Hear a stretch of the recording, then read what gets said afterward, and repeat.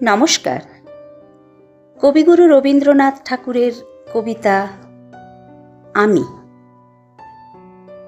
আমারই চেতনার রঙে পান্না হলো সবুজ, চুনি উঠল রাঙা হয়ে, চোখ মেললুম আকাশে, জ্বলে উঠল আলো পূবে পশ্চিমে।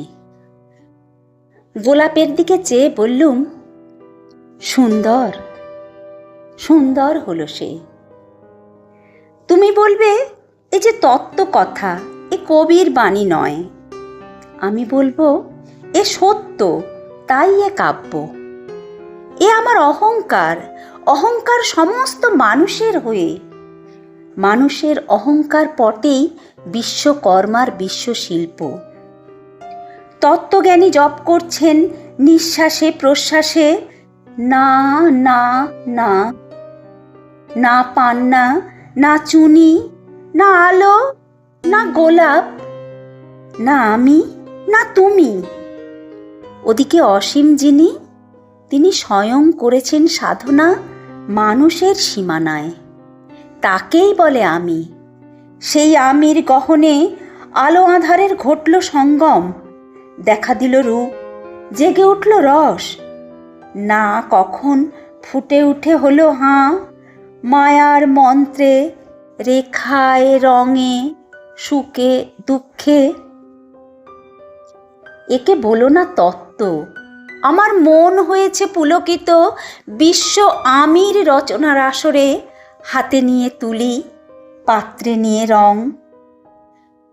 পণ্ডিত বলছেন বুড়ো চন্দ্রটা নিষ্ঠুর চতুর হাসি তার, মৃত্যুদূতের মতো গুড়ি মেরে আসছে সে পৃথিবীর পাঁজরের কাছে। একদিন দেবে চরম টান তার সাগরে পর্বতে, মর্তলোকে মহাকালের নূতন খাতায় পাতা জুড়ে নামবে একটা শূন্য, গিলে ফেলবে দিন রাতের জমা খরচ। মানুষের কীর্তি হারাবে অমরতার ভান, তার ইতিহাসে লেপে দেবে অনন্ত রাত্রির কালি। মানুষের যাবার দিনের চোখ বিশ্ব থেকে নিকিয়ে নেবে রং, মানুষের যাবার দিনের মন ছানিয়ে নেবে রস।